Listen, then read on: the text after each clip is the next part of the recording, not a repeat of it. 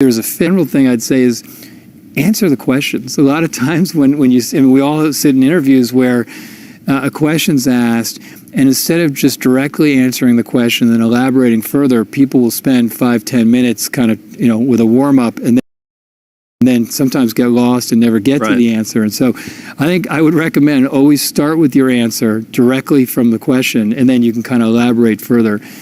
I think in terms of what we look for, I think we want people who are really passionate about customers, and trying to think about what customers care about and build experiences that they want. Even if it's, you're not sure what the business model is going to be, if you start with the customers at the center and move backwards from there, you're usually going to be able to find an experience they care about and that, might have a business model as well. I think we also like people who are inventive and creative, and you can exhibit that both with respect to what you've done in the past, but also in the way you answer questions, especially open-ended questions.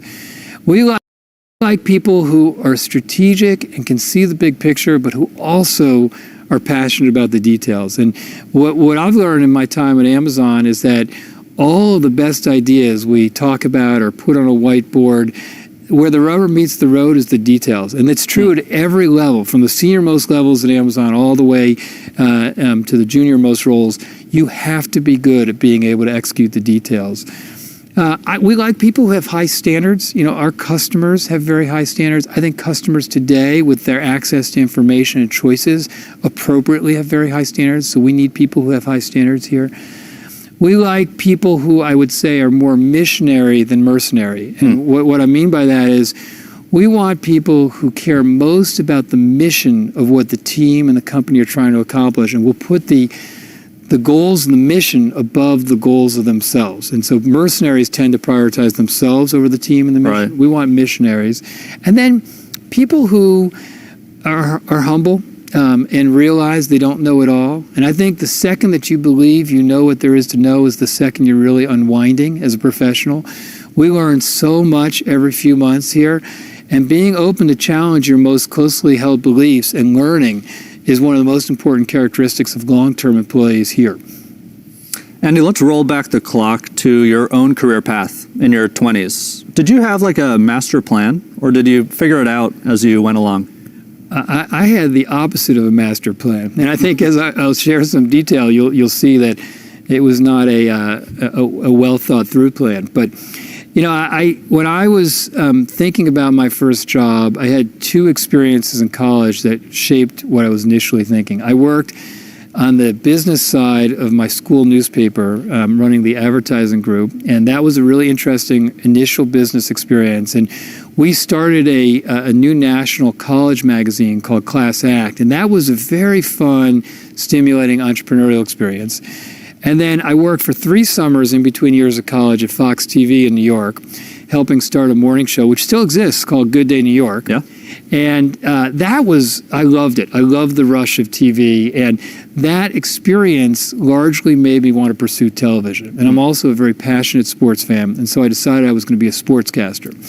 And I created my resume reel. I sent it to 100 markets. And I only got 2 opportunities. And at the end of the day, I just couldn't pull the trigger on living in the more remote places I was going to have to live, being from New York. And so I took a job at ABC Sports as a production assistant working on their college football scoreboard show. And I really liked that experience, and game day was fascinating. Yeah. But the rest of the week was not as interesting to me at 22. And at the end of the day, I didn't have enough passion and tunnel vision for that opportunity to pay the dues that you have to pay to get the responsible jobs. And all of my peers did. And so I went back to a company that I was referred to by one of the people I worked with at the school newspaper. And it was a great product management opportunity. It was called MBI, which is a direct marketer of collectibles and continuity series. And it was a really great general managerial experience that felt very entrepreneurial because you got to start, imagine and start a lot of small businesses. I did that for a bit, and then I left that and started my own business, and that was a great experience for a couple of years. And those businesses did fine, but they never were going to be big businesses. And when I was in college, because I decided I was going to be a sportscaster, I never really seriously contemplated any other professions or took enough classes to allow myself to be qualified for some of those other opportunities. So I was really probably going to start my own business again. I was managing a band at the time in Boston, and I was thinking about starting a music management and label idea or agency, and I was also considering some other tech jobs, and I had not even contemplated Amazon. I came back from an interview in the Bay Area on a red eye. I got in at like 6:30 in the morning, and I was going to a concert in New York City I was going to drive to at noon. And on my answering machine, there was a message from a woman who saw my resume in the resume book and said that she thought that maybe I could be a fit, and she had one cancellation, and was I willing to do an interview at 9? And since it fit in that schedule, I said, okay, I'll try it. And I really liked the person I interviewed with. I came to Seattle and loved the people I met and the mission and how customer focused the organization seemed. So I decided to join Amazon, and when I was coming, they wouldn't tell me what group I was going to be in, what my job title was going to be, what I was going to be working on. But for some reason, it was very important that I start in May. And where I was at school, we had this month in between graduation, our last exam, and when you walk through graduation, which was a really fun month. You hung out with your friends and you went play golf or do whatever you're going to do. And so I didn't do that. I came to work here for a few weeks, and I started in the marketing team when it was just about 8 people. And we split up all the jobs. All the jobs were too big for each of us, but we had to kind of each take a piece of it. And I started working on customer retention, which fit with my direct response background. And I did that for a few weeks, and then I was asked to work on what we call a SWAT team project to look at other categories we should think about getting into before the brand cemented as a books-only brand. And so I looked at music, which was really like writing a business school case, and that was really interesting. And I went back to marketing and built out our customer relationship marketing team. And then I went back to music and ran product management, and then was a general manager of our music business for a while. I went back to marketing and co-ran marketing. So you can see this is not, well thought out. This is the opposite of a master plan. This is the opposite of a master plan. And I did that for about a year, co-ran marketing for a year. And then I got offered this incredible opportunity, unlike anything I'd done before or since, to be what they then called the executive shadow for Jeff Bezos. It was really like a chief of staff role where we spent all our time together, and even including in his one-on-ones, which didn't make them one-on-one anymore. And then we would debrief each week on what we heard and what was important to follow up on, and try to divide and conquer how to do so. And for him, it was a way to extend his bandwidth. For me, it was just an incredible opportunity to see a lot of parts of the business I didn't get to see when I was in management jobs that were more functional. And so I did that for about 18 months, and coming out of that job, I left to kind of explore an opportunity that we thought, might be interested in building a technology infrastructure platform that might allow our internal consumer business to move more quickly. But we figured if it would work for our internal team, which is highly technical, it might be something interesting for third parties as well. And so that became really the vision document that we wrote that became AWS, and I managed that the last 18 years before doing this job. So that is kind of the opposite of a master plan. But I think the one, some of the common pieces are, I think, my wife gave me a really good piece of advice, career advice, when I was leaving business school, and I was agonizing over what to do. And she said, it's probably not going to be the last job you ever do. And while it's turned out that I've been at Amazon for those 24 years since, I've done a lot of different things. And I think not worrying about trying new things and trying to go with your, really what your passions are and what you could imagine being excited about. And then once you take those jobs, whatever they are, and no matter how different they are from your background, fully committing and being all in have been common characteristics of the different experiences I've had. Andy, I want to ask you about mentorship and how it's evolved over time. What do you view as the modern approach to mentorship today, and who do you consider to be a mentor of yours? Well, I've been incredibly lucky in having several really influential and terrific mentors along the way, and continue for that to be the case. And I think and they range from my dad, who has had a big impact on my life and continues to people like Rick Dalzell, who was our CIO at Amazon for the first 10 years I was at the company, and was my boss at the very beginning of AWS. To Jeff, who I've worked for now for 20 years, and one of the most unique business people and thinkers I think in the world, and that I've ever met. I think mentorship, at least today, seems to be a combination of modeling behavior, coaching, and then just giving people significant opportunities that allow them to stretch, and being there for them when they need help. Yeah. And I all the mentors I mentioned, I've seen it. My dad, I grew up wanting to be like my dad. He's smart and high judgment and very level-headed and humble, and never took himself too seriously. And he also taught me a lot of lessons along the way, and a lot of it was just modeling behavior and things in his everyday life that he doesn't remember, but I remember. So I always remember this story when I used to play soccer, and my younger brother did too, and I was at one of my younger brother's soccer games, and I was driving my dad nuts. I couldn't sit still, and the field was in the middle of this track, and he said, why don't you go run a mile around this track?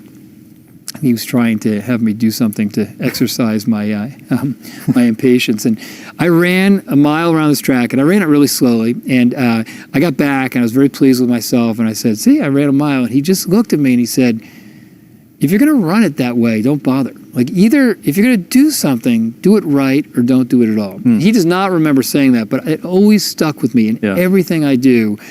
If I'm going to do something, I try to do it, right, and give all the effort I can possibly give. And I think somebody like Rick Dalzell, he had a way of holding people accountable that was very direct. And at the same time, right after that, he had a way of putting his arm around somebody so that they realized it wasn't personal, but it was really about making them better. And I learned a lot watching him. He also, in the early days of AWS, as I mentioned, I worked for Rick. I had all kinds of questions. We were really grappling with the business model and the definition of services. And, he never answered the questions for me. Even at times where I might have liked for him to have given me the answer, he never did. He always made me do it myself, always made me think it through. And that really helped me grow, and I appreciated it. And Jeff, too. Jeff has had... and I've had several people like this, and I've been lucky, who've probably had more faith in me than I had in myself at different times in my career. And again, always there to give counsel. I learned a lot from him about how to think about having the right leadership team with enough people whose counsel you really trusted, and how to think about invention and how to think about the right standards for what you're doing, how to spend your time. I learned a lot from his counsel, but also watching the way that he conducted himself and the way that he ran the business and what he spent time on. And so I really do think that the modern mentoring model has to be a combination of modeling behavior and coaching people, but also giving people really big opportunities that allow them to stretch, and then being there as a sounding board to help when people need help. Yeah. Of the big tech companies, Amazon probably hires the most people without college degrees. Without a college degree to begin with. Well, is it helpful to have a college degree? I think yes. Do you have to have a college degree to have a successful career? No. And we're really proud of how many opportunities we have for people of all backgrounds and all educational backgrounds too. And we have a lot of jobs, particularly in our fulfillment centers, where you don't need a college degree. And these are good, solid jobs that we pioneered moving the minimum wage to over $15 today. Our starting hourly wage is $18.32. But it's not just the competitive compensation. We also have a set of benefits you just don't find in at most companies. It's full health insurance and 401k and 20 weeks of parental leave, and then when you come back after that, if you want to ramp up, you can have 8 weeks of working half the time. And things like Career Choice, which is our program we've had for about 10 years that help our fulfillment center and operations network folks have the opportunity to upskill and to get more education. And so we just announced a few days ago that a pretty significant enhancement to our Career Choice program where people, our fulfillment center employees, can have their full college tuition paid for, and they also have the ability to get ongoing education every year and to learn new skills. And so, I think when you have the opportunity to make a competitive wage and get very full benefits, and then the opportunity to keep learning and evolving your skill set and taking on different types of opportunities with the breadth of opportunities we have in the company, as well as preparing people to take jobs elsewhere if that's what they prefer, it's a pretty good situation. Yeah. Andy, going back to Amazon's earliest years, your company's been a standout in welcoming LGBTQ candidates. Talk about Amazon's commitment to diversity today. What does that look like? Well, you're right. In the history, the woman who hired me, who called me with my resume in the resume book, Jennifer Cass, really was instrumental in getting the same-sex referendum passed here in Washington State. And we have, we're pretty proud of being recognized by the HRC Corporate Equality Index as having a perfect score the last several years, and we have a very vibrant LGBTQ plus community. We have about 7,000 people in the affinity group called Glamazon here. But culture and company is obviously about more than one group, and it's really important. And we see the future of Amazon as being diverse and inclusive and accessible. And the reality is, if you want to do what we do at Amazon, where we serve so many customers, hundreds of millions of customers all over the world, you have to have a diverse workforce or you won't build the right experiences. It's also the right thing to do, but just practically, you just won't build the right experiences if you don't have the right diversity. And so it's a very important area of focus for us. And we're not where we want to be today. I think we made a lot of progress, but we have a lot more progress to make. And we're working hard at it. It starts with having the right data. And we just released a significant amount of public data on kind of where we are and the the improvements we're making in the areas we have to get better in. But it's also not just the broad data. We have spent a lot of time over the last number of months digging really deep into the detail around how we hire and how we promote and how we develop employees and how we evaluate and trying to find areas where we can be better and then make those improvements. And and then it comes down to you have to have real programs and real goals. And we have a pretty broad number of those. If I just take some of the goals we have around adding more Black employees to the company and then having the right career path.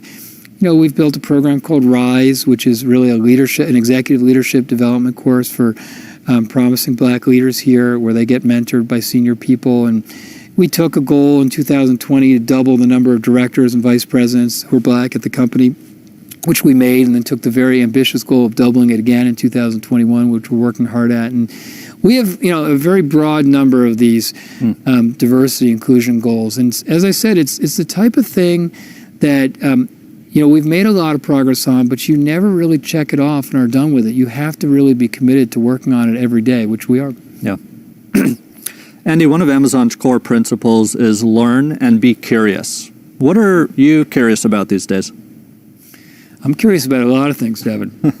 I'm curious whether or not the offensive line for the New York Giants and their young quarterback Daniel Jones are going to take a step up this year. I'm curious about what Brady Carlisle's next record is going to sound like. I'm curious about what the new Lord of the Rings TV series we're doing is going to bring us. I'm curious about a lot of things, but I spend probably the most amount of time outside of work on the union of educational opportunity for lower socioeconomic families and racial equality. And I think in most modern economies, the U.S. being one of them, it's just very tough to participate in as expansive a way as you may want to if you don't have the right educational opportunities. It really is the key that opens a lot of doors. And you can see it in data. If you look at families with household incomes under $56,000, only about 16% of those kids go to college.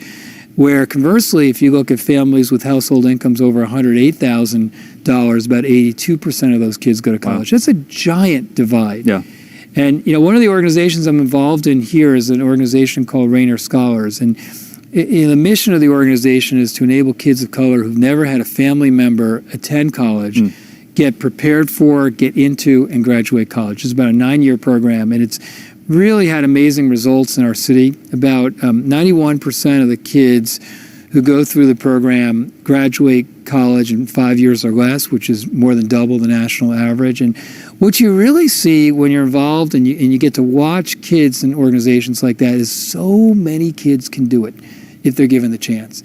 They have to have the right teaching, they have to have the right organization, the right structure, the right coaching. But if you give it to kids, so many kids can do it. And so I'm curious about whether we're going to decide as a country that we need to go further upstream, because a lot of the decisions in whether somebody's going to believe the educational system is for them is not when they're high school. And it's actually not even when they're in middle school. A lot of times it's late elementary school. And so are we going to build the programs? And by the way, in some cases, some people argue it's in kindergarten or earlier. Are we going to find a way as a country to go further upstream and help a lot of kids that today don't feel like the educational system is for them feel like it is, so they have the same opportunities as kids who grow up in affluent communities? Well, we have covered a lot of ground and received great insight on many, many subjects. Andy, I want to thank you for taking the time to be with this Career Day audience. Thanks for having me. I appreciate it, Devin. Wow, what an inspiring growth story. Thank you so much, Andy, for sharing it with all of us. All right then.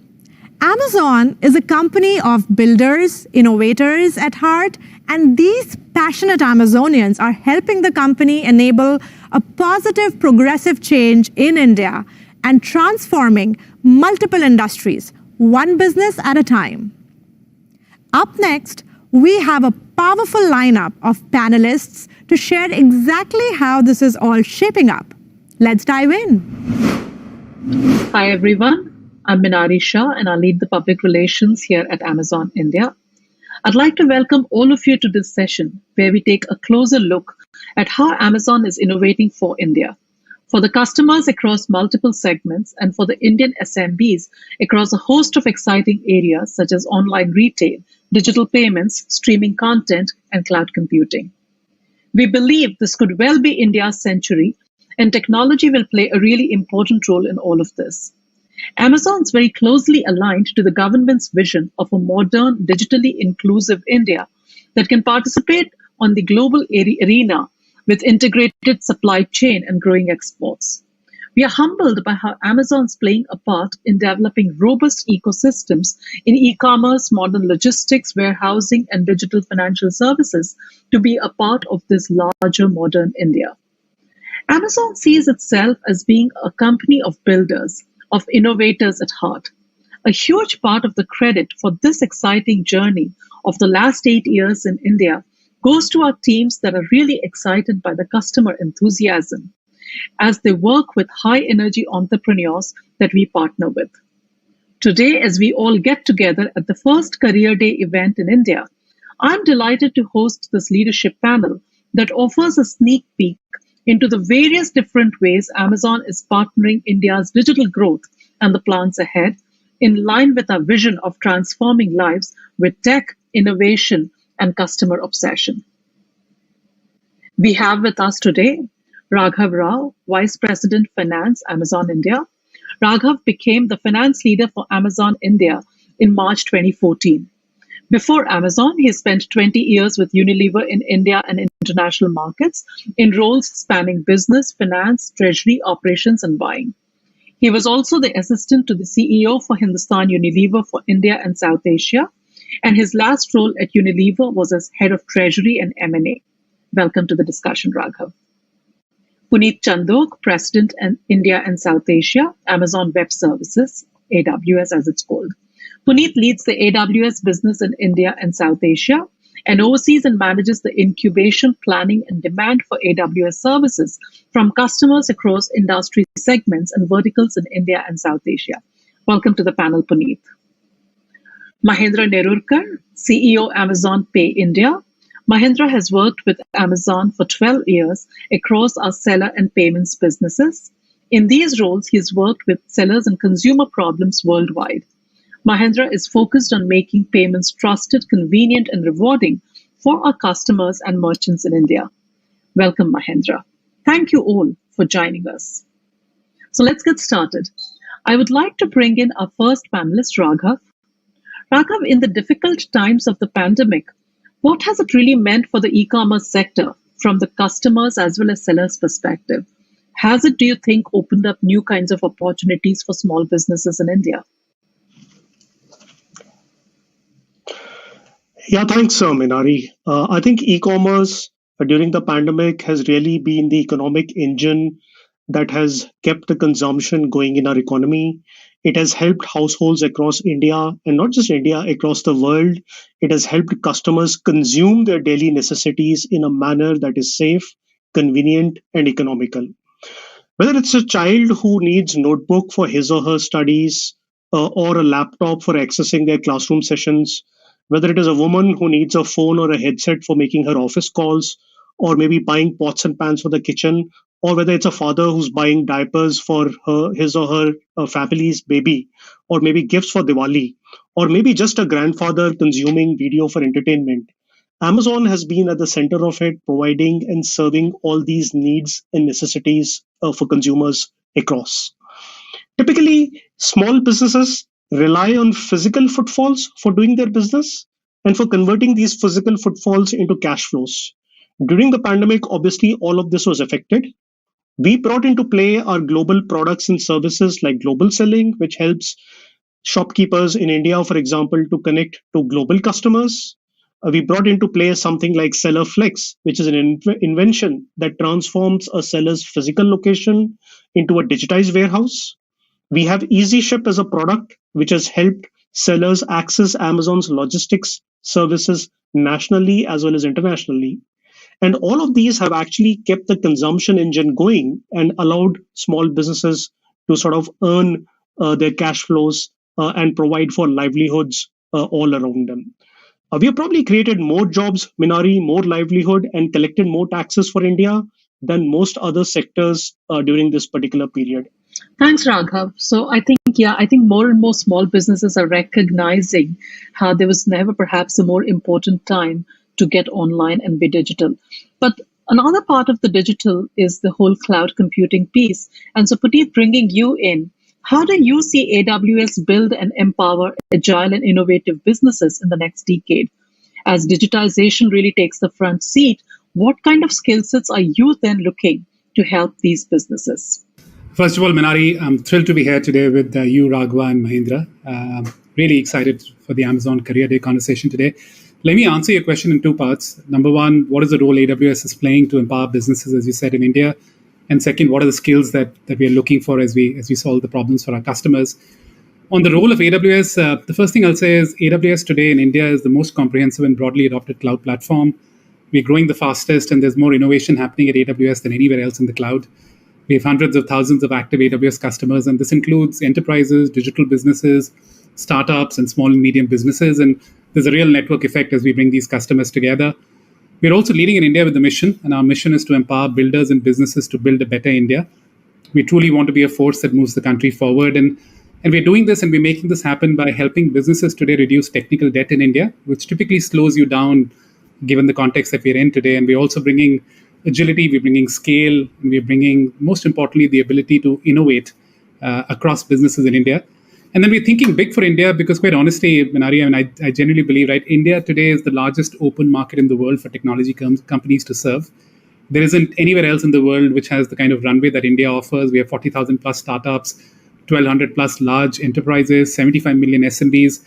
A lot of innovation happening in this space, and there's a lot for us to do.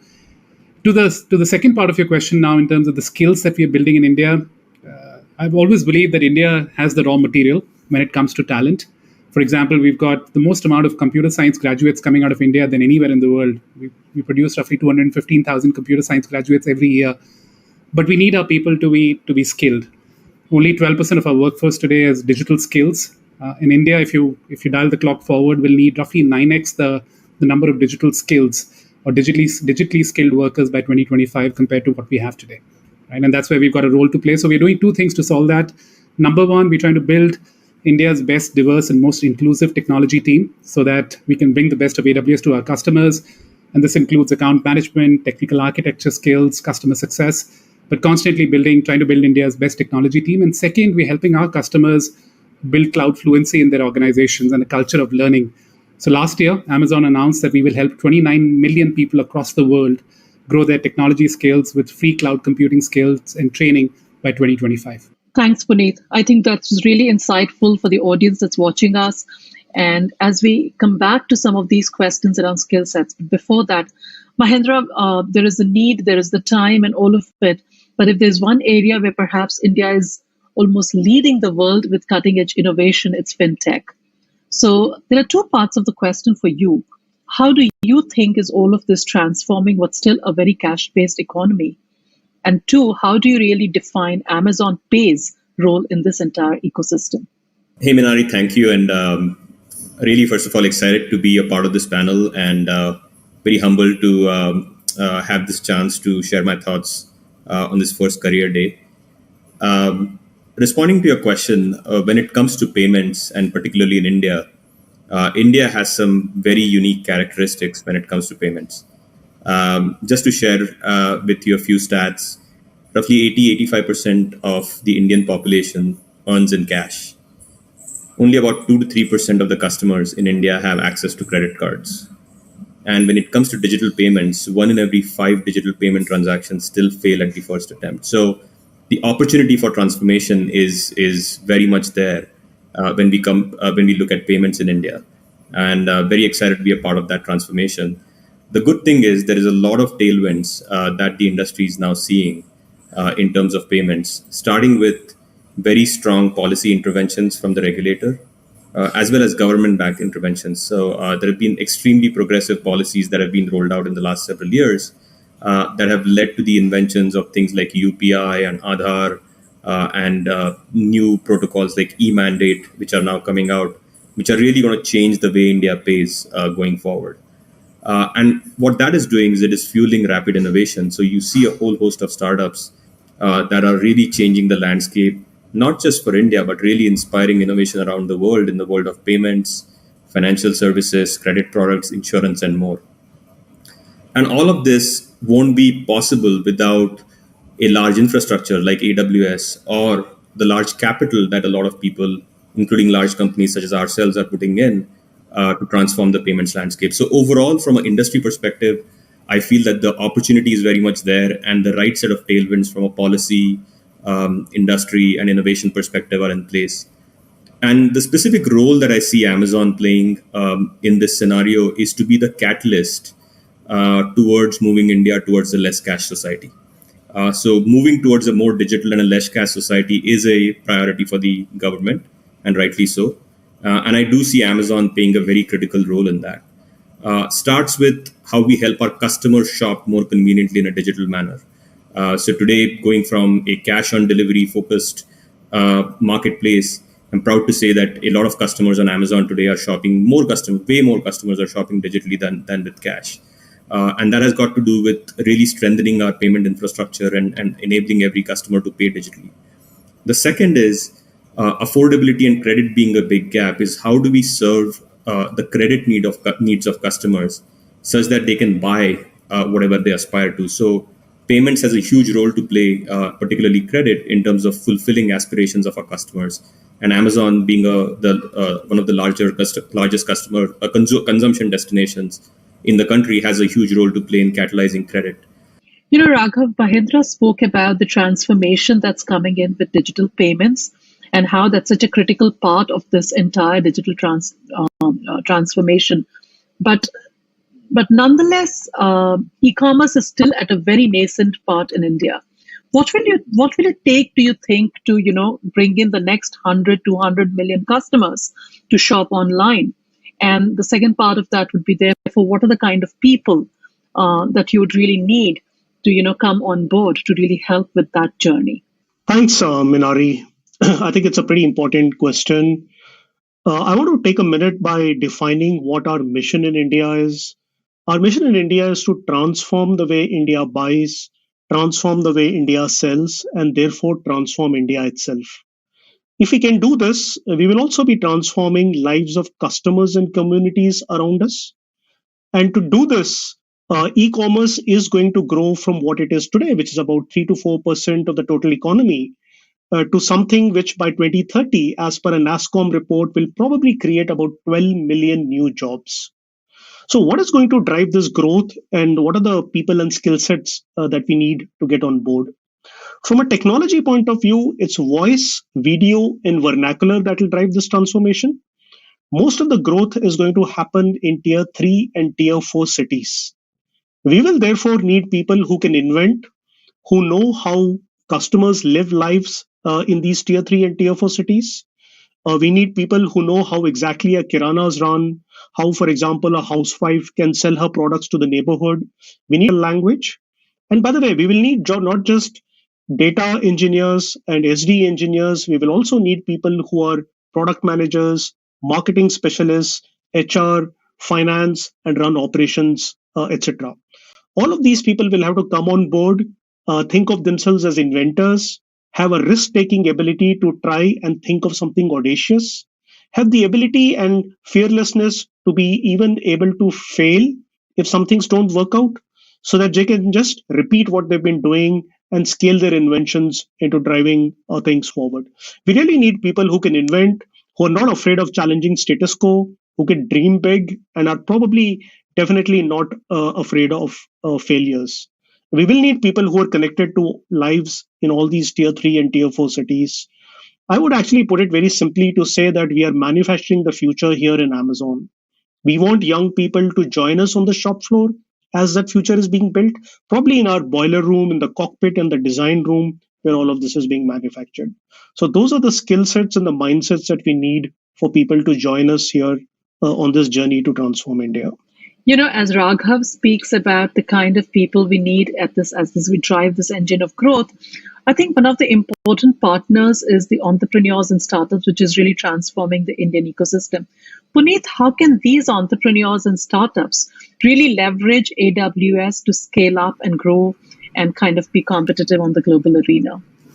No, the first thing I'll say, Minari and Mahendra said this really well, right? Which is India has one of the largest startup ecosystems that is coming together globally, right? We have 40,000 plus startups, 58 unicorns, 22 this year itself. I've stopped counting how many unicorns we've had this year, right? But incredible amount of innovation that's happening.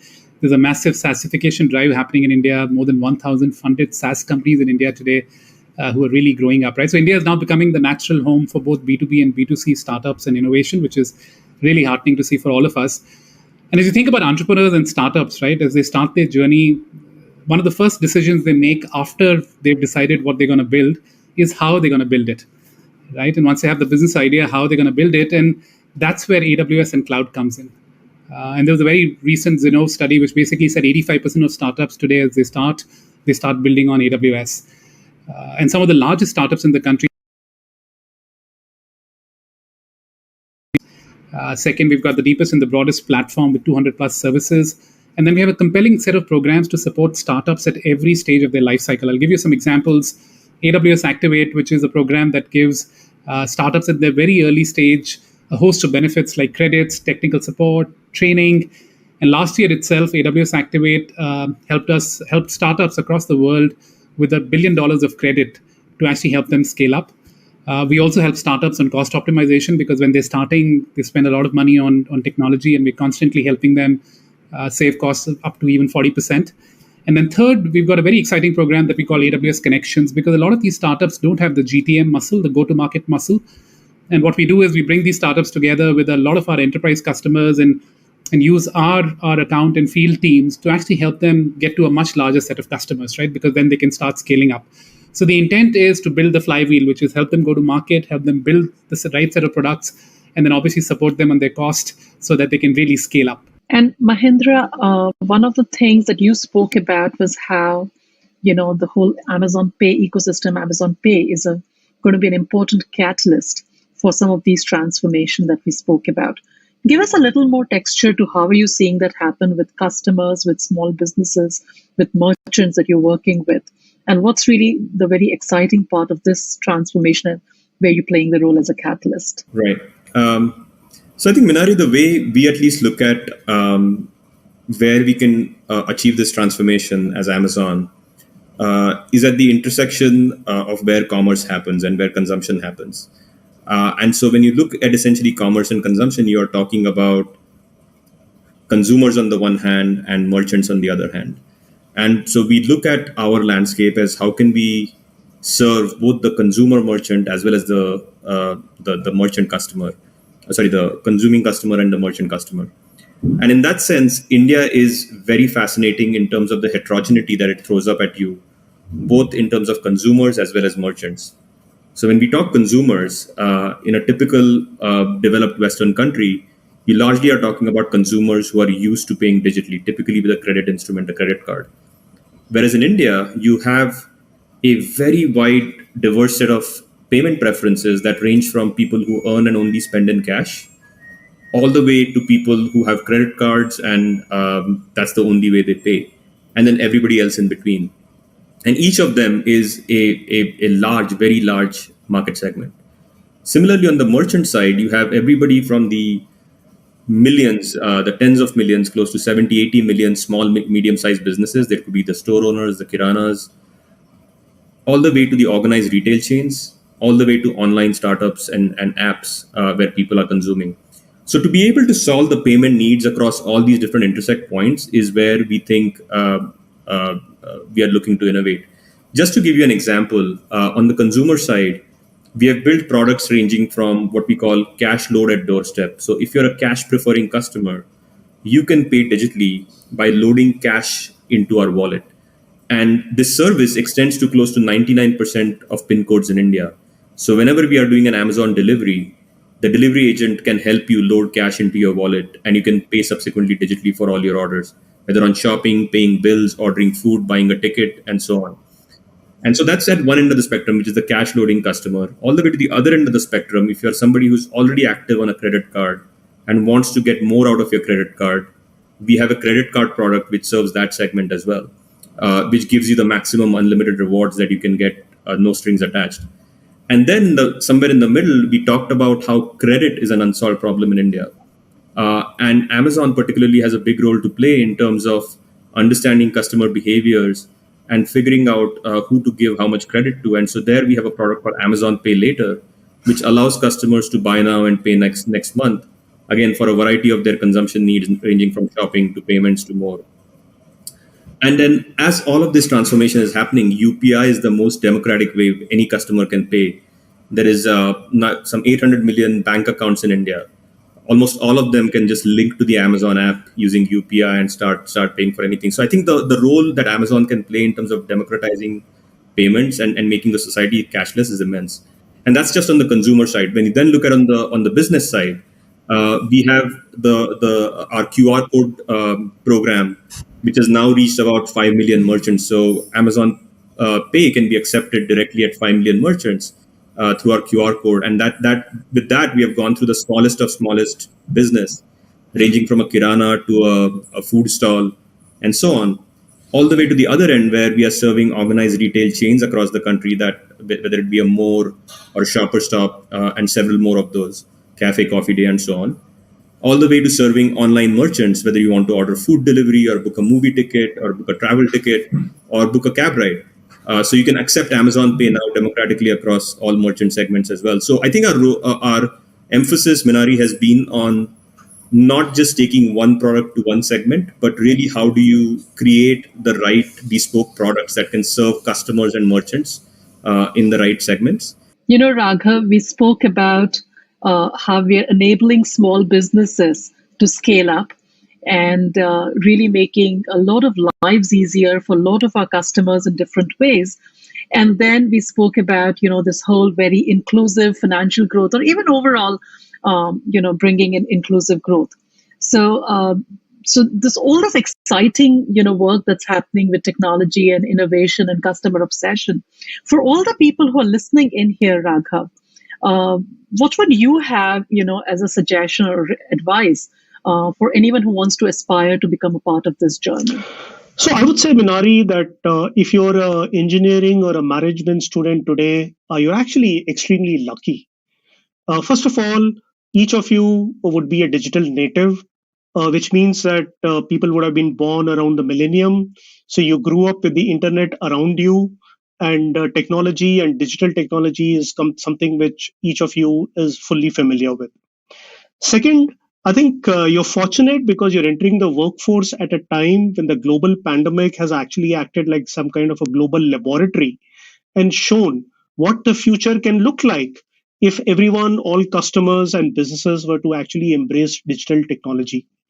In fact, digital technology is really the vector on which the world is fast reinventing itself into the future.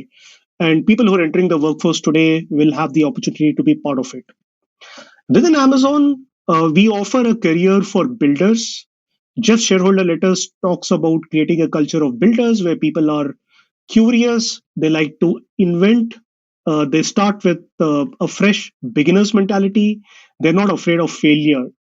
And that's something that when we blend with customer obsession and an ability to take risks, we will really create a workforce of people who will invent the future and transform, as I said earlier, India into something which is very different from what it is today in terms of being an economic powerhouse. In fact, much of what we have built at Amazon, Minari, has been from listening to customers, asking them what they want, and listening carefully, and then figuring out a plan to make it very thoughtfully and quickly. And some of our biggest needle moving inventions have actually come from the products customers did not really know how to ask for. And we then invented on their behalf. So for students of today who are aspiring to be part of this journey, I would actually say the excitement is just beginning. We are just on day one, and Amazon is really the place to be in as we build the future starting right here. Thanks, Raghav. Puneet, you spoke earlier about this really diverse, exciting workplace that, is one of your big priorities as you help, India and Indian companies go digital. But tell me a little more about how you're pivoting your talent strategy to really bring that about and which all the people who are listening to would be interested in. So, Minari, I'll go back to what you started the conversation with, right? Which is, I think we all believe that this is going to be India's century. We obviously have work to do, but I think what we're now starting to see in India is a bit of what we call the perfect storm of digitization, right? It's almost like a new digitally enabled India starting to emerge.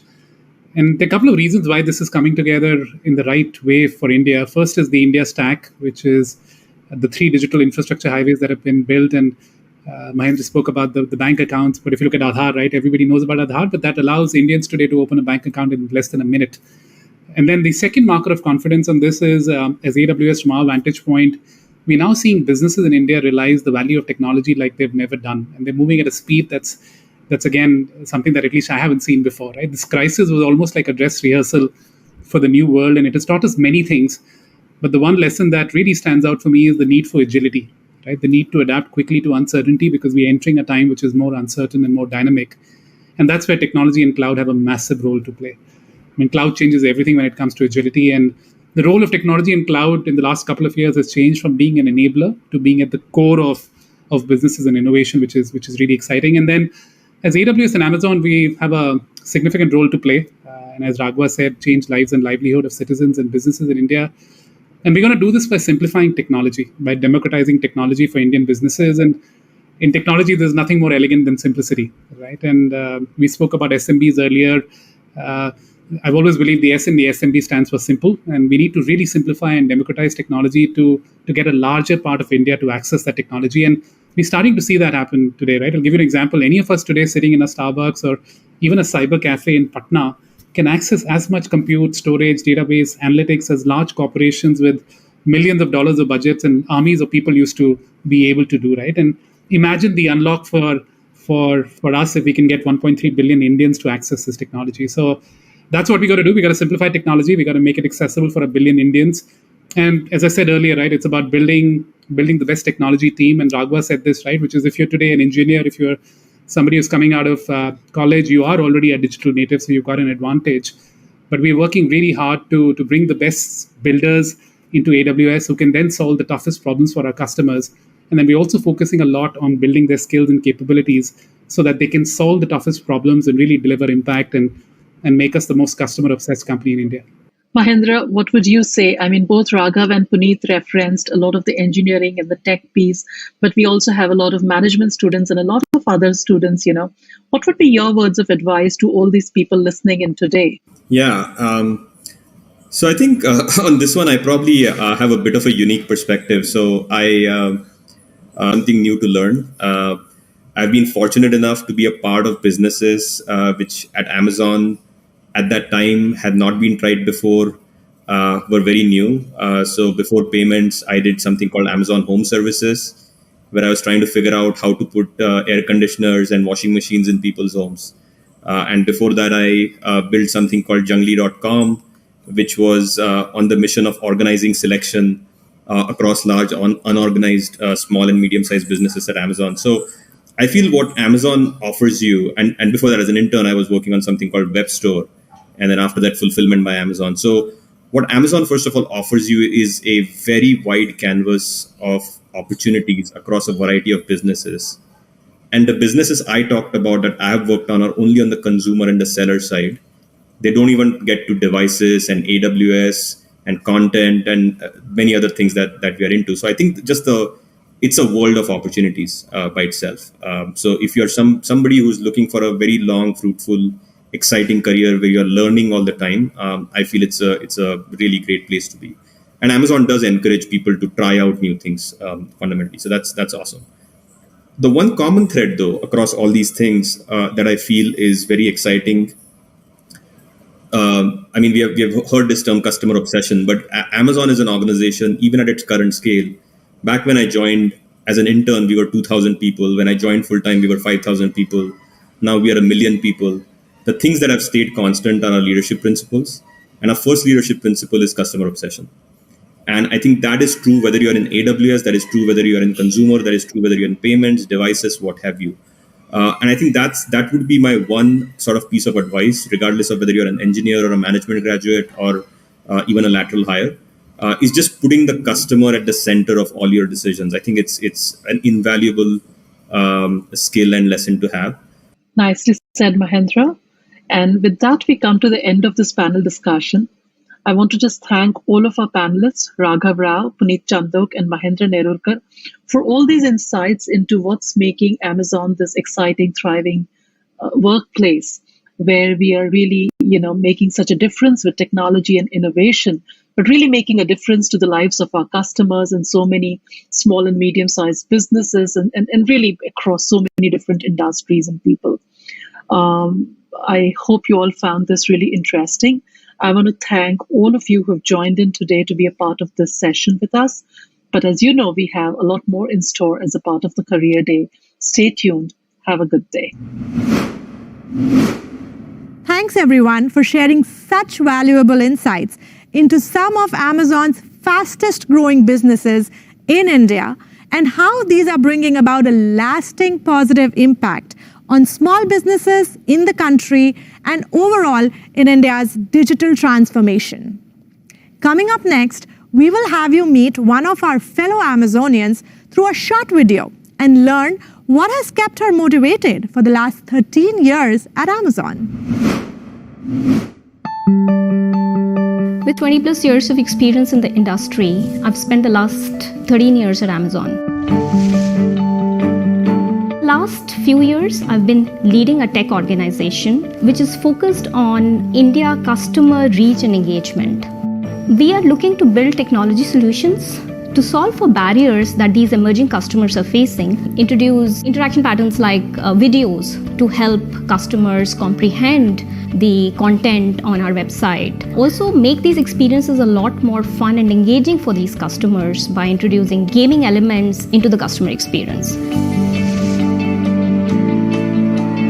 I've spent a lot of my professional life at Amazon, so obviously I really enjoy working here. The leadership principles of Amazon are at the core of everything that we do. The fact that you get to work with these brilliantly sharp, highly motivated colleagues that helps you constantly learn and grow. There will always be peaks and troughs between your personal and professional commitments. What is most important is to prioritize what is important at what point in time. Set the right expectations. Hold yourself in high esteem. Be proud of who you are. Others treat you the way you treat and represent yourself. Don't be afraid of challenges and failures. We are strong women. We may need coffee, we may need a good cry, we may need a day in bed, but we will always come back stronger. Wow, interesting. By the way, do you know Amazon's Hyderabad campus is our first owned office building outside US and the single largest building in terms of area for Amazon globally. Amazon is special because of the smart, passionate employees obsessing over customers and innovating on their behalf every single day. From our Seattle headquarters to the hundreds of thousands of employees in our offices and customer fulfillment centers across the globe. We are proud of the vast array of careers available here, from entry-level positions across our operations network to customer solutions managers to engineers working on next-generation Amazon products. Up next, we offer you a deep dive on the Amazon interview process, and we believe this will give all the aspiring professionals a clear idea of what to expect. Let's hear it from Zamir and Luli.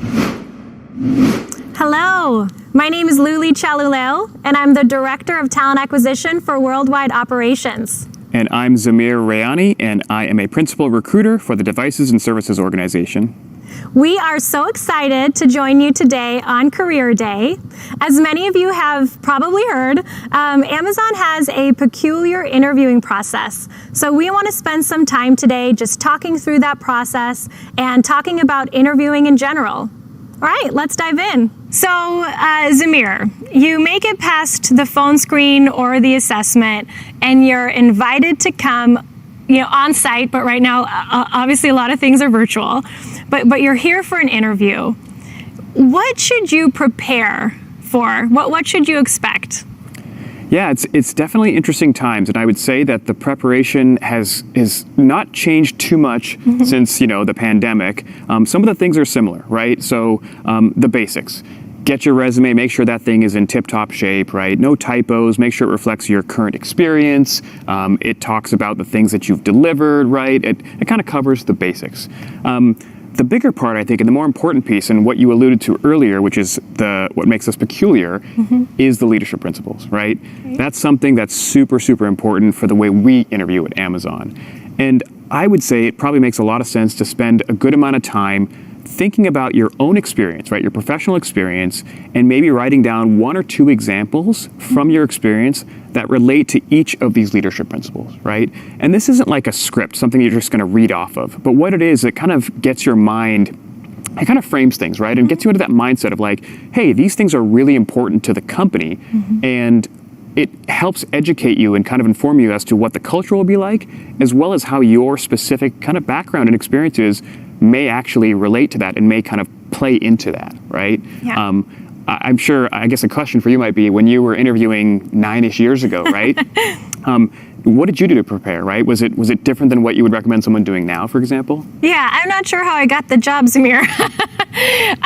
But one thing that I did do to prepare was to learn a lot about Amazon. So I did go onto the website and just learn about all the different things that we were doing. I mean, 9 years ago, we weren't in as many businesses, but I did make it a point to try to learn about all the different businesses that Amazon did have.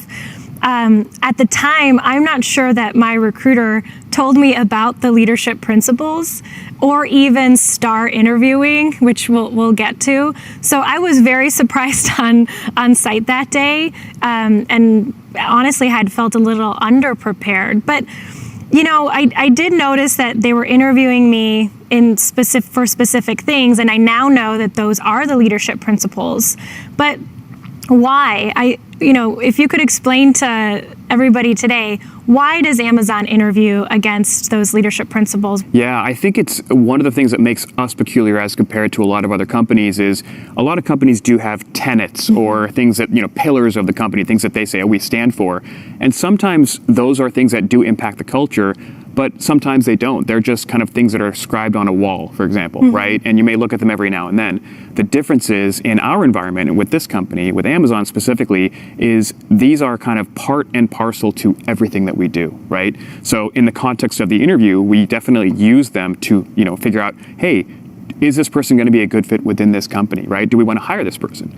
But well beyond that, right? These leadership principles are used in everyday business decisions, right? We use them when we're going through reviews for talent. We use them across the board, right? When we think about new products and services, for example, right, we're thinking about these leadership principles, right? Are we starting with the customer and working backwards, right? Are we showing that true customer obsession, right?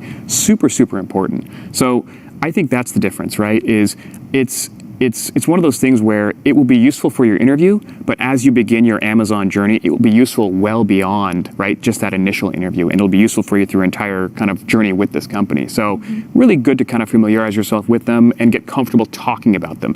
Not about memorization, right? We're not going to say, interview question 1, recite all of them, right? Nobody's going to ask you to do that. But really, it will really kind of set sort of the tone of what your experience will be like at the company because they are so foundational, but as well as sort of like elemental to our entire kind of way we do business and how we kind of run this company. So super important. Yeah, absolutely. I mean, having worked here so long, even now in my day-to-day, I'm constantly anchoring myself in the leadership principles and making sure that I'm thinking about them when making decisions. And so we're really interviewing people and trying to understand how they can deploy those leadership principles in their day-to-day.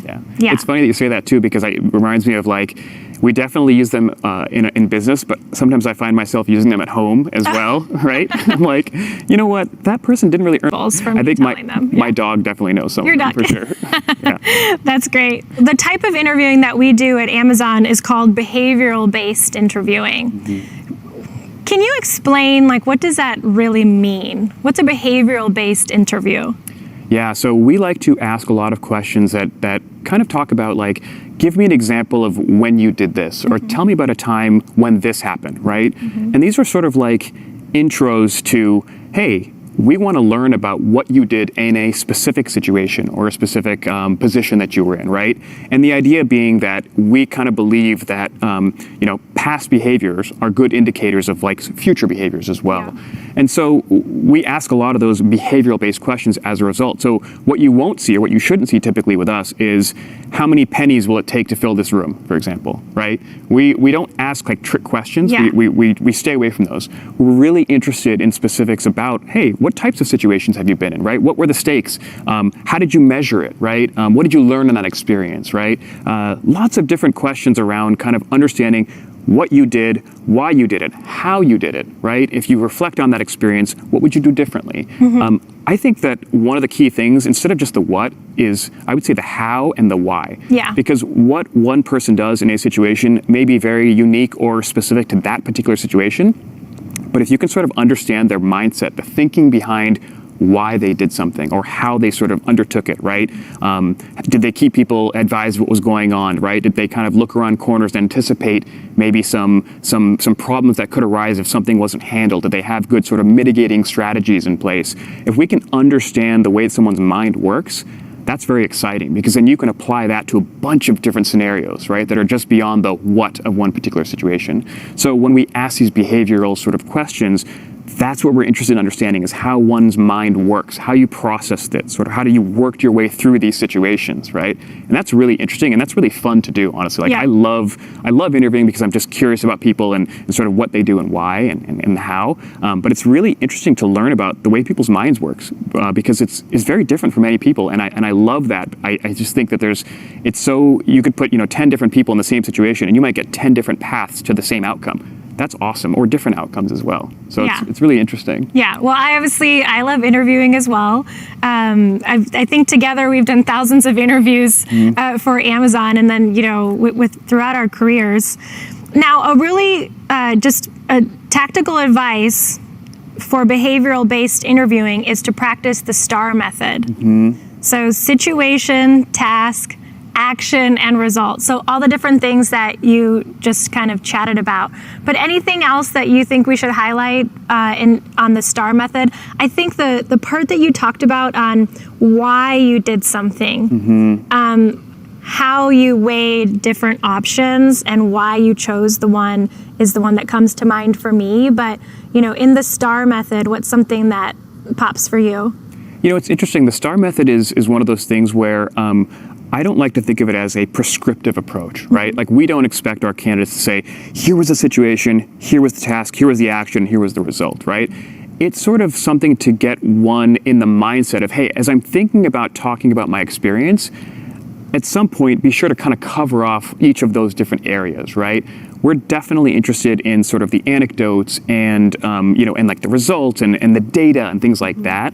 But what I would say is it's less important about the structure and more important about kind of the actual content, right? So we may jump around a little bit, but what's really important, I would say, when you ask like of that piece, is the results are really interesting to us, right? We really like to measure whenever possible. And we understand that while not every example can be quantified, right? Meaning you didn't necessarily have a before and an after and a specific metric.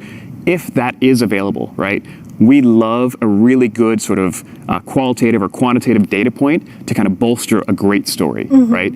Of course, we hope for positive outcomes, but that doesn't always happen, right? Meaning a product may fail at some point, right? Look at the Fire Phone, right? I mean, that was a pretty big failure. We learned a ton from that. I had one. Yeah, and you had one, great. I had one, of the absolutely. few and proud, right? Yeah. So there were good things in that failure, right? And we learned a ton that we have since applied.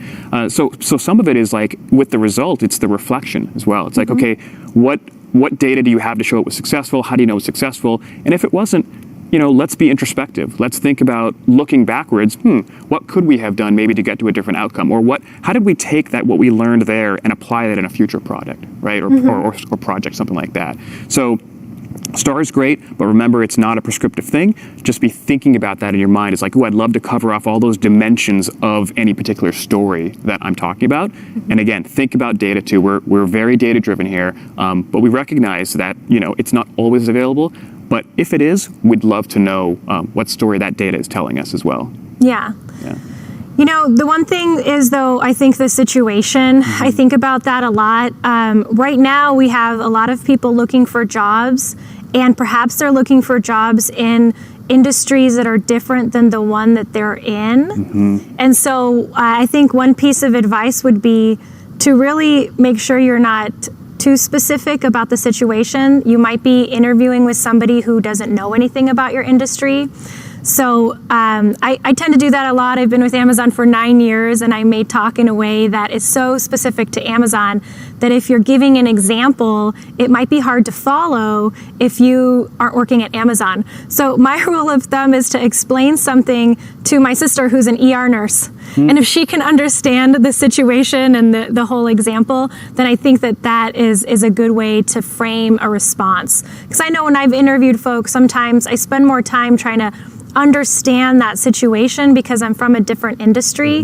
And so just finding a good balance of how to explain the situation in front of you to somebody who may not know anything about the industry that you're coming from, I think is a good tip. Yeah, that's great. I often tell people the candidates that I'm talking to are mostly smarter than I am and work in a lot of different areas. And so I say the same thing. I say, explain it to me like I'm a 5-year-old and assume I know nothing about, like, if you're a user experience designer, assume I know nothing about that and try to put it in terms that even I can understand. But that brings up a really interesting point too with like STAR as well. I think another tip is try not to talk for minutes on end, right? If you're in an interview and you're asked a question, the interviewer's job is to kind of elicit that information from you, and they will ask lots of really good follow-up questions. So don't feel like you need to explain, if you're interviewing with Amazon or anywhere, the entire story end to end with everything in one fell swoop, right?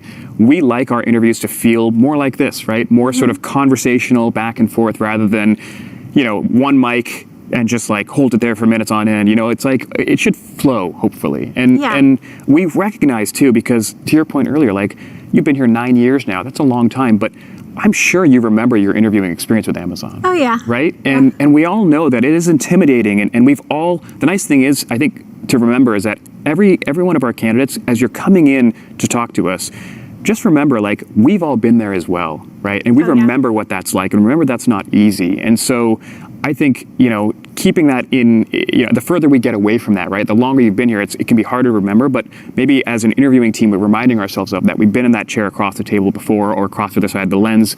And that's really important, right? To have that compassion and to understand that the people that we're talking to are not professional interviewees, right? They do lots of different things, as do we, right? And so having a bit of grace and being understanding and knowing that, it's a conversation, right? And everything isn't going to go perfectly and smoothly every time. That's okay. We expect that. We are all human, and that's part of the fun of being human, right? Is little things that you kind of don't expect and all that. So I like how you talked about the STAR method, and I like how it's really important to think about that. But again, it shouldn't be a long soliloquy, right? It should just be, hey, back and forth. Interviewer will ask lots of follow-up questions, you'll give examples, and so on and so forth. So that's the ideal interview in that situation, right? And I think the one thing I hope that all candidates, I wish all candidates knew is that when I'm sitting down at least to interview a candidate, I want them to get the job, right? I've set aside time to meet this person, and I really want them to get the job. And so I feel like that's an important thing for candidates to know is, we're inviting you to come in and to interview, whether it's with Amazon or another company, and we're rooting for you. We want you to get there. Yeah, the best possible outcome in that scenario is the candidate gets the job, right? Because obviously the candidate hopefully will be very excited about the opportunity, and as a company, as Amazon, we get a great Amazonian that can go on to do amazing things, right? So we have a lot of different roles available. What happens if, the first job that you come in for isn't a match? What should an applicant do? Yeah, it's interesting, and not every job is going to be a match, right? And so it's a really interesting question. I would say that what we hire for is we try to hire for Amazon first, meaning we try to think, is this candidate a good fit for the company, right? That's the first and most important question to answer. Beyond that, then, there are a ton of different opportunities and teams like we've talked about. So even if that first opportunity doesn't necessarily pan out or work out the way that we initially thought, right? There are so many other opportunities. So, what we encourage is to don't let that stop you, right? Keep looking for other places, other opportunities that are interesting, and keep going forward, because you never know, just because it isn't a good fit for one role or location or team doesn't mean it's not a good fit for all, right? So that is really, really important to remember. And as we continue to grow as a company and offer more opportunities, that's only going to become even more true. I think we have a lot of really good tips here, but there are two things that I want to make sure we touch upon. And one of them is just really bringing your whole self to the interview and bringing just authenticity. While it's very important to prepare and learn about Amazon, interviewing goes two ways. And so you're interviewing the company, you're interviewing Amazon as much as we're interviewing you, and just really showing up authentically, being really true about who you are, and then preparing questions that you really have to make sure that Amazon's the right fit for you is really important. Do you agree with that? I totally agree. And I think to build on what you said, asking really good questions of your interviewers is such a great idea. I think not just to learn about the company, like you mentioned, but also to learn the perspective of the people that you're talking to, right? Just like you and I, we've been around for about the same amount of time, but we have very different experiences. And so this is like a great opportunity for for candidates to interview us and find out, hey, what do you like about it, right? What keeps you here? What challenges are there in your role, right? Where are the opportunities, do you think, for Amazon to improve? Like, ask the really tough questions, right? Because to your point, it should be a two-way interview. And we understand that in this job market, right, there are so many openings that chances are if they're talking to us, they're probably talking to a lot of other companies as well. And so it's incumbent on us to kind of give them a great experience, right, as candidates, and to ensure that, we give them the opportunity to talk to us and learn about us as well. So I love that call out. It's really great. Well, we've covered a lot of ground today. Hopefully there were some great tips that you all gleaned from this session, and we wish you the best of luck in your interviewing with Amazon and your career beyond. So many pro tips. I was taking notes. I hope you were too. Preparation really is the key. Up next, I will let the next segment do all the talking, because hey, we are launching something really fresh and new here.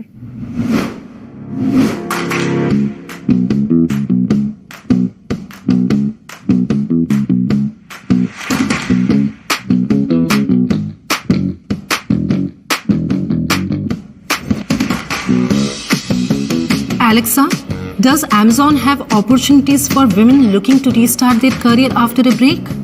Rekindle is an initiative to provide a launch pad to women who have taken a break in their careers due to any circumstances. Do you want to receive more details on an email? Yes.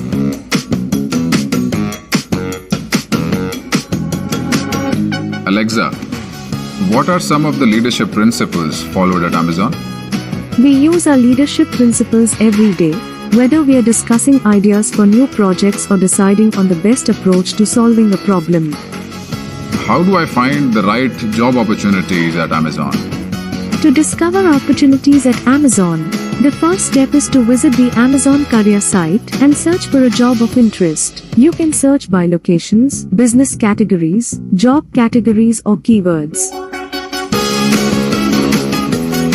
Alexa, what is the day one culture at Amazon? You'll also hear us say that at Amazon, it's always day one. What do we mean? Our approach remains the same as in focus on delighting customers. Do you want to watch a video on day one culture at Amazon? Yes.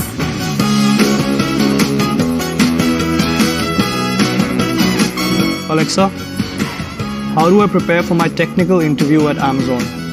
For any software development engineer 1 and 2 applicants, we recommend reviewing our software development topics to help you prepare for technical evaluations and interviews. Do you want to watch a coding sample video? Yes. Alexa, does Amazon ensure work opportunities to people who come from diverse backgrounds? Amazon believes that building a culture that is welcoming and inclusive is integral to people doing their best work and is essential to what we can achieve as a company.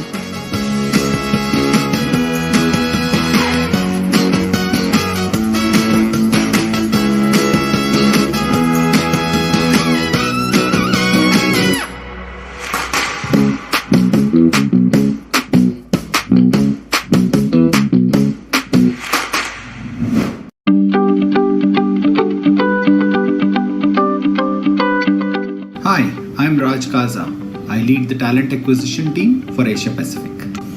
We are excited to launch an Alexa skill called Virtual Recruiter.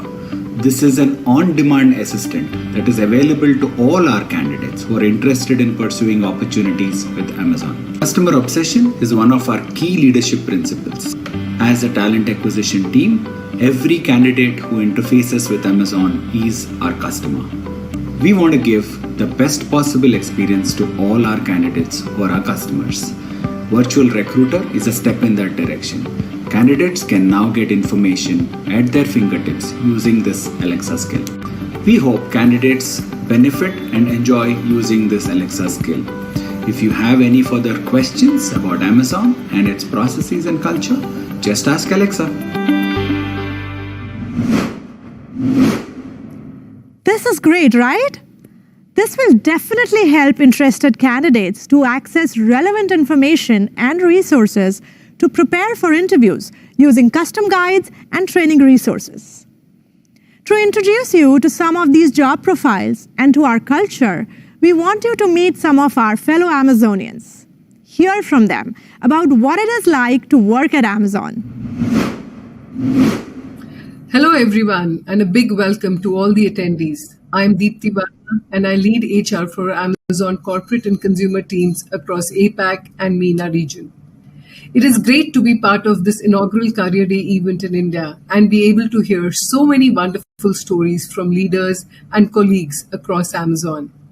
As a nation, India has a plethora of emerging talent who will most certainly shape the next few decades. The large group of individuals exhibit skill sets, capability, and aspirations like no other, and the potential is unmatched. These individuals will not only turn out to be great leaders, thinkers, and doers at their organization, but will also transform how we envisage the workplace for the future. Needless to say, diversity, equity, and inclusion will remain an integral part of the workplace. In fact, at Amazon, it is the diversity of thought that enable us to deliver continuous value to our customers and also align with our mission to be Earth's most customer-centric company.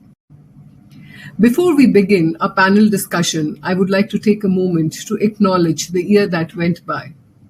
Over the last 17-18 months, we have seen the world around us changing rapidly. It's been tough for everyone. However, these unprecedented times have made us resilient and enabled us to emerge stronger and shape a new normal, personally and professionally. As an organization, Amazon too experienced many changes and evolved. We significantly strengthened our support for communities around us as well as employees and their families. I must say personally, it was a humbling experience for me to see employees come forward and help each other in the hour of need. And that truly signifies the spirit of Amazon. Let's start by seeing a short video which will give you a peek into our team spirit during this time.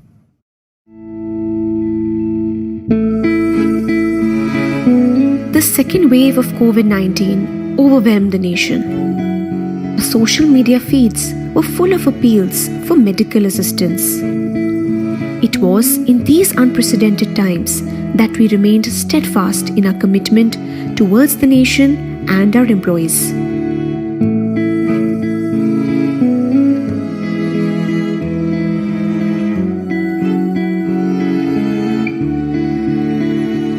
We rolled out various measures to safeguard the health and safety of our employees.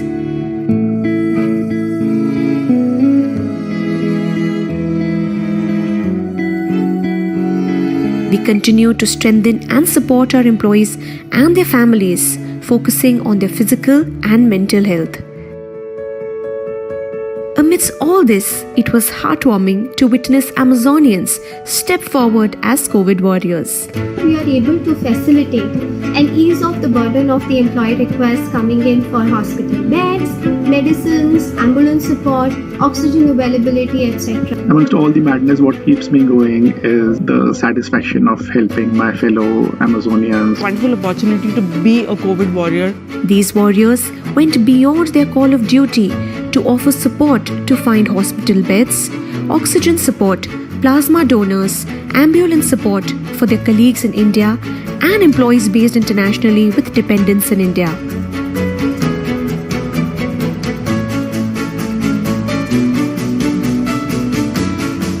Vaccination is a key weapon in our battle against the virus, and we are determined to make it an accessible choice for all our employees. Amazon is going the extra mile to support its employees. The vaccination drive was very well organized. The process there यहाँ पे जो follow हुआ वो बहुत ही smooth और बहुत ही streamlined था. The pandemic has made us realize how critical it is to embrace our humanity. Let's rise to the occasion and make this the norm. Thank you. As you can see, we leveraged the collective strength of Amazon family and stood firmly with each other in the time of severe crisis. The passion to make lives better for communities, partners, colleagues exemplifies Amazon culture centered on customer obsession and continuous endeavor to be Earth's best employer. Speaking about culture, many of you might be wondering, what is it like to work at Amazon? As an employee who has been in the organization for over 10 years now, I can surely say that no 2 days are same, and it always feels like day one. These new experiences, learnings, and challenges enable us to grow and thrive. To give you a better understanding, we've put together a panel of employees from different parts of life who will share with you their journey with Amazon and has enabled them to broaden their horizon and push themselves to be the best versions of themselves. To begin with, our first panelist is Aruna, Senior Manager Product and Tech at Amazon. In her role, Aruna is leading product, tech, and marketing for Amazon Mini TV, a free ad-supported video streaming services within Amazon Shopping app. She's been at Amazon for nearly 7 years, during which she's been part of the Prime business and was also the technical advisor to Amit Agarwal, our Global Senior VP and Country Head. Welcome to you, Aruna. Thanks, Vipti. Next is Venkat Krishna Rao, who's the head for distribution and business planning at Prime Video. Venkat has been part of Amazon family for around 5 years, during which he's grown across job families. He has led finance and analytics and also been part of the Prime Video team. Currently, he's leading the portfolio, looking at building new consumption models for Prime Video. Welcome, Venkat. Thank you, Deepti. Last but not the least, we have Aditya. He's the Customer Support Operation Manager. Aditya joined us 3 years back and has played key role in setting up Virtual Contact Center site in Calcutta in 2019. Aditya is also a part of the team that has led Kolkata Glamazon chapter launch. Glamazon in Amazon is the network of LGBTQ plus employee. Welcome, Aditya. Thank you, Deepti. Thank you all for joining us. And without much ado, let me begin with you, Aruna. Aruna, as you know, customer obsession is one of the key leadership principles. Can you please share with our audience the practical application of leadership principle and how it guides you in everyday decision making? Right. Thanks for that question, Deepti. I think, customer obsession is definitely an upfront and integral part of anything that we do absolutely at Amazon. I think couple of mechanisms that help us, practice this on a very practical way on a day-to-day basis. A couple of things that definitely work is having a PR FAQ, which has a very clear write-up of how you will sort that you are going ahead with to our customers. FAQs that what is this feature about? How will it benefit me? What do I need to pay for it? Why should I, opt for it? And how does it differentiate from competitors are some of the questions that we definitely feel that customers ask, and the PR FAQ should address that up front and center before you get into the nitty-gritties of how will you go about this and, what is the proposed P&L or other aspects. So that's one of the key mechanisms for absolutely anything that we do with Amazon and whenever we are starting anything new. The second mechanism, even prioritize projects that will lead to very high business impact. First, you address those, and then the next set of projects is prioritized based on a combination of what is the customer impact it will drive and what are the timelines will it take in terms of implementation. And there will always be a juggle that you will have to do in terms of what is short term and what is long term. One thing which I've learned at Amazon is never let good be the enemy of best. You always need to make incremental steps towards getting towards the best. So you need to have a very good way in terms of how you invent and simplify, prioritize, the phases of your various projects or any features that you are trying to build, because everything incrementally that you build definitely has a positive customer impact. So I think these are some of the ways that I do apply customer obsession on a daily basis. Thank you so much, Aruna, for sharing that. Coming to you, Venkat, which is your favorite leadership principle? And if you could also talk about how you've applied in your critical decision making.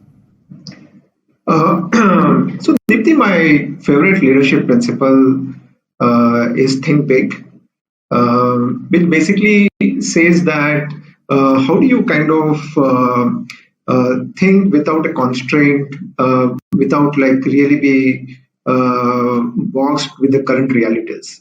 And when I kind of look back to when we started off Prime Video 5 years back, I'm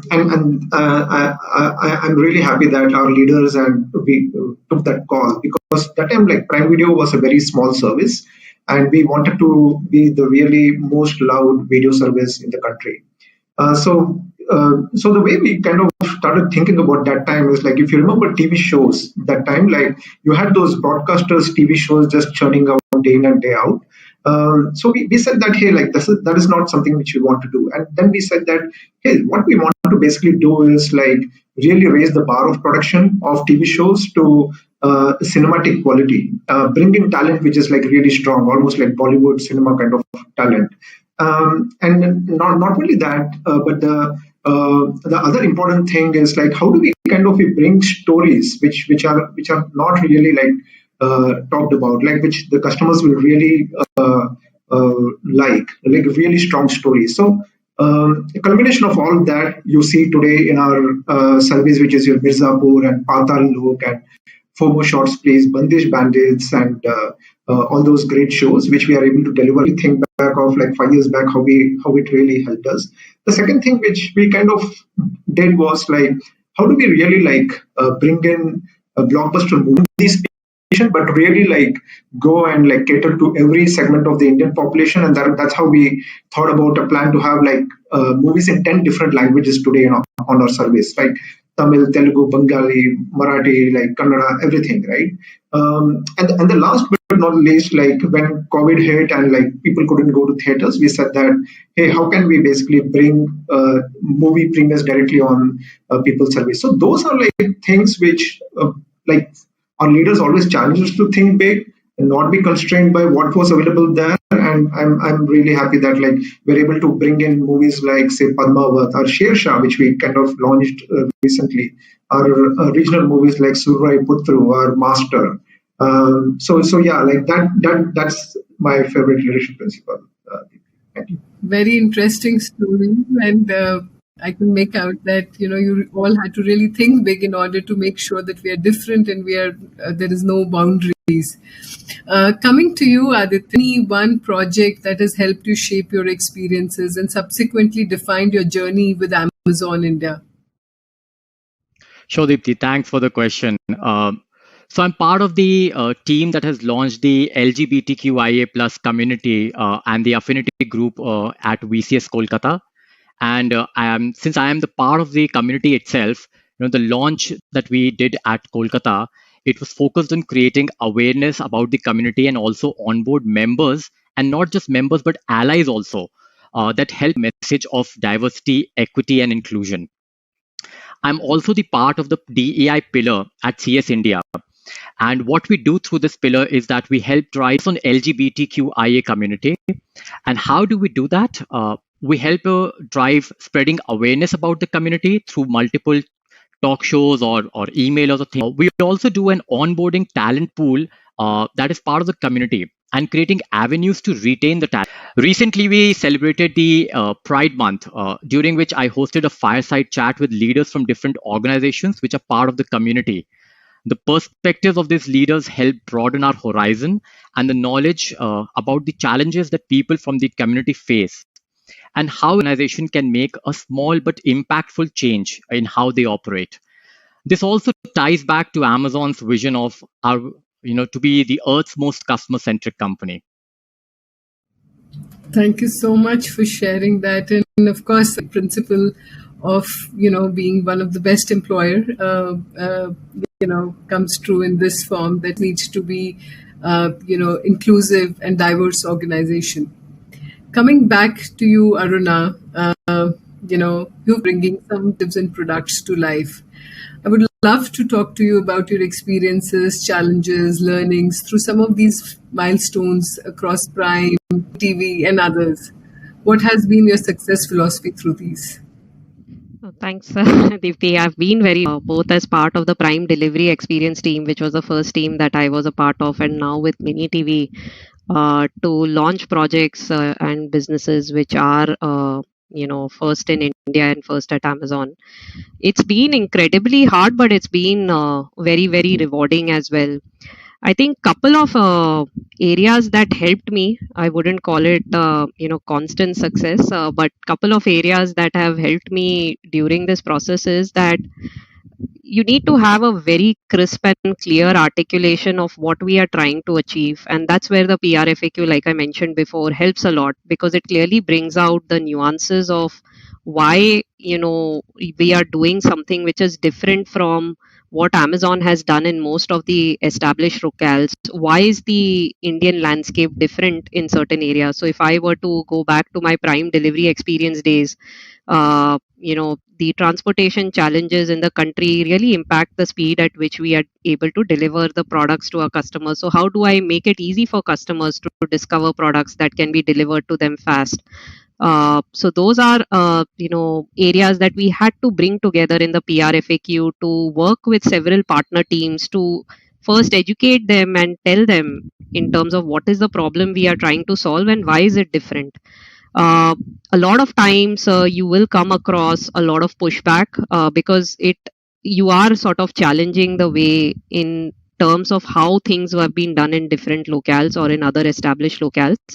But my guidance there is not to look at it negatively. You should accept feedback from subject matter experts in a very respectful manner, and incorporate that feedback, because once you incorporate those, it just strengthens your case further in terms of how you should be looking at that problem. And it also helps you build a great partnership with the team, because they also realize that you have accepted some feedback which is valid, and you're trying to incorporate that as part of the way you are trying to implement the solution.